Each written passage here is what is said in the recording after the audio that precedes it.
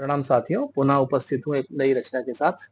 शीर्षक है रात्रि, एक अनुत्तरित प्रश्न।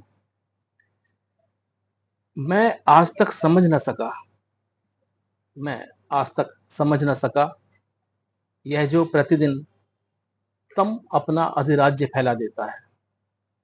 कोलाहल स्वयं मौन में विलीन हो जाता है, गति थम जाती है और प्रकाश अपना समस्त वैभव समेटकर क्षितिज के उस पार चला जाता है। क्या यह पुनरुत्थान है, पुनर्जीवन है, या मृत्युत्थान का कोई अदृश्य विधान है?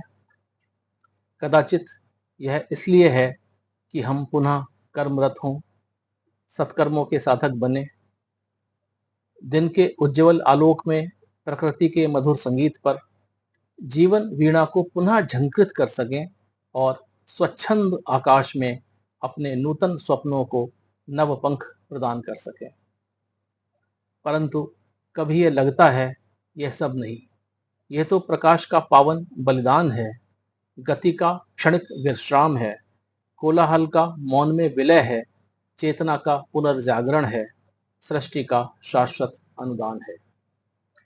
ताकि थका हुआ मानव रात्रि की शांत शैया पर संघर्षों का कवच उतार सके, निद्रा के करुणामय आंचल में कुछ क्षण स्वयं को भूल सके और मधुर स्वप्नों की गोद में मुस्कान लिए नव प्रभात की प्रतीक्षा कर सके।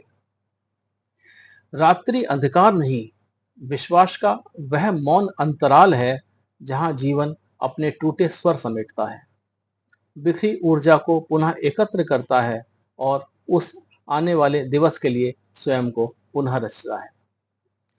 क्योंकि प्रत्येक प्रभात केवल सूर्योदय नहीं होता, वह मनुष्य के साहस का पुनर्जन्म होता है।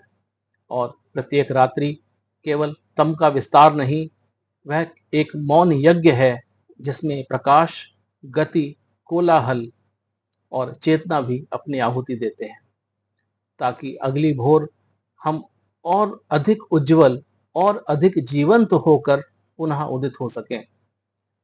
अब भी मैं निश्चय पूर्वक नहीं कह सकता कि रात्रि पुनरुत्थान है, पुनर्जीवन है या मृत्योत्थान है, किंतु इतना अवश्य जान पाया हूं, प्रकृति का कोई भी विराम निष्फल नहीं होता। शेष प्रश्न आज भी रात्रि की निस्तब्धता में मेरे साथ जागता है। और शायद